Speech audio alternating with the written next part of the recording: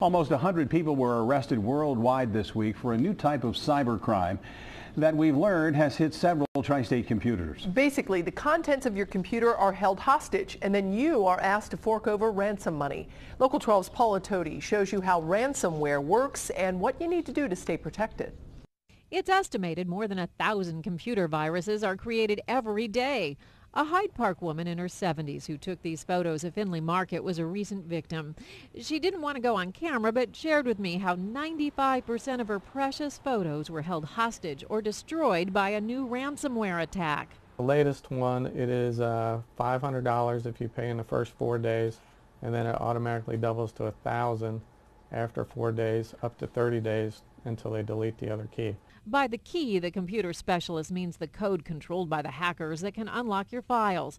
Here at Cincinnati PC Solutions, Jay Gates worked with the woman to un-encrypt files, saving some photos without paying ransom.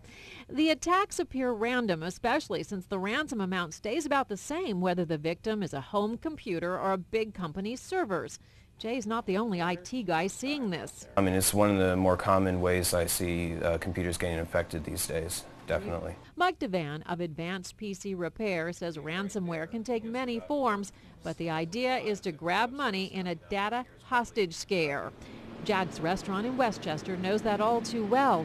They've been hit with more than one virus this year that's had computers out of the building for repair.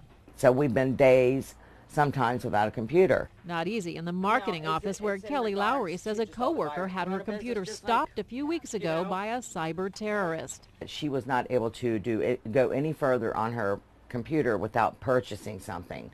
So immediately she called our IT guy, who helped get things working again. And Mike has done the same with the FBI ransomware scam, where people are told they have porn or illegal downloads and need to pay a citation to get their computer working that's been stopped. The arrest of suspected cyber terrorists this week involved asking for ransom money after getting control of the user's webcam. So that scared people even more. They're like, oh no, we're being looked at. When I hear the word ransom, it makes me think of being asked to leave a stash of cash under a park bench somewhere. But the threat could be coming from another country. And thieves know, people have clued in to the fact if you give a credit card, you could open yourself up to identity theft. So now the thieves are asking for money in bitcoins. And bitcoins are this quasi-internet currency that doesn't really exist. It's all digital, and quite an experience to learn how all that works. So basically untraceable money. Jay watched one company with 10,000 files at risk pay the Bitcoin ransom. Mike says he never thinks it's right to pay. Both agree if you see a ransom note, shut down your computer and call in a pro who can fight back against the bad guys doing serious damage. They are. Who's got time to do all this? That's my question. Experts figure it's often people from other countries where laws against this sort of thing are lack or non-existent. You can get ransomware by clicking on an email or an ad. Certainly you want to run antivirus software all the time, but there's more you should be doing. When you go to an email, hover over the address bar. If you're not sure about it, stay away.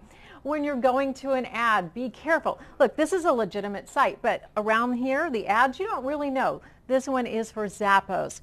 Instead of clicking on that ad, if you want to buy shoes, go to Zappos directly. Just type it in. Do the same with a Google search. Hover over the address bar if you're not sure. Again, stay away. Type in the site you want directly. And back up everything regularly. If you can go to an off-site service, even better. And if you have an external drive that's plugged in, when you're done, unplug it. Keep it away from your computer. Be as safe as you can. Tammy, it's what you have to do these days. No doubt about it. Paula, some great tips there. Thank you.